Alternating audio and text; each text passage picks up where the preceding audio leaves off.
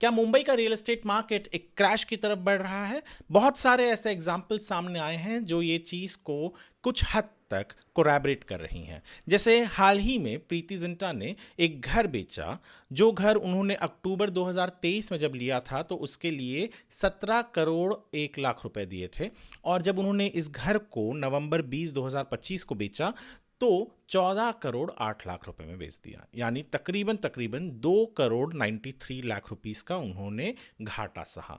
आमतौर पर ये घर जो उन्होंने बेचा बांद्रा में, जो इमारत है परिश्रम बाई प्रोस्तम जी, ये बहुत आलीशान एरिया है और बांद्रा में हमने कभी देखा नहीं है कि इतना फ्लक्चुएशन हुआ हो। ये 17% गिरा है रेट। अगर एक इस उदाहरण को हम देखें तो इतना तो हम देखते नहीं है कहीं पर भी, पर ऐसा उन्होंने बेचा है। चाहे उसके पीछे कोई भी रीज़न हो, उनको ज़रूरत हो या डिस्ट्रेस सेल हो या कुछ भी हो, हमें ये नहीं पता।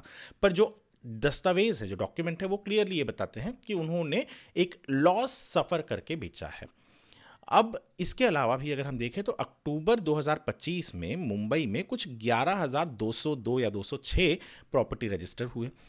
अक्टूबर 2025 में दिवाली था, धनतेरस था और दशहरा भी थे। ये वो समय है जब ज़्यादा घर बिकते हैं और ज़्यादा प्रॉपर्टी रजिस्ट्रेशन होती है आमतौर पर जब हम कंपेयर करते हैं इसको अक्टूबर 2024 से, तो ये अक्टूबर 2024 में कुछ 12,200 के ऊपर रजिस्ट्रेशन हुए थे। अक्टूबर 2025 में 11,200 कुछ हुए हैं, यानी 1,000 प्रॉपर्टी रजिस्ट्रेशन कम हुआ है। इसके अलावा भी एक रिपोर्ट हाल ही में आई कि टीयर 2 सिटीज़, टीयर 3 सिटीज़ में भी जो घर की बिक्री है उसमें भी कई परसेंटेज में गिरावट आई है। ये सब कुछ इस वक्त हैरान करता है क्योंकि अभी जो होम लोन इंटरेस्ट रेट है वो सबसे कम पर है। मैंने आज ही देखा कोऑपरेटिव बैंक है, वो 7.35% पर दे रही है। और जब होम लोन इंटरेस्ट कम होता है तो लोग अपने डिसीजन को बहुत फास्ट एसलेट करते हैं कि जल्द से जल्द जाकर हम घर बुक कर ले, ताकि ये होम लोन इंटरेस्ट का जो फ़ायदा है उन्हें मिल सके, ईएमआई कम हो सके। पर फिर भी कम रजिस्टर हो रहे हैं, कम प्रॉपर्टी बिक रही है। बॉलीवुड की सेलिब्रिटी जो है वो घाटा सहकर घर बेच रहे हैं, प्रॉपर्टी रजिस्ट्रेशन कम हो रहे हैं।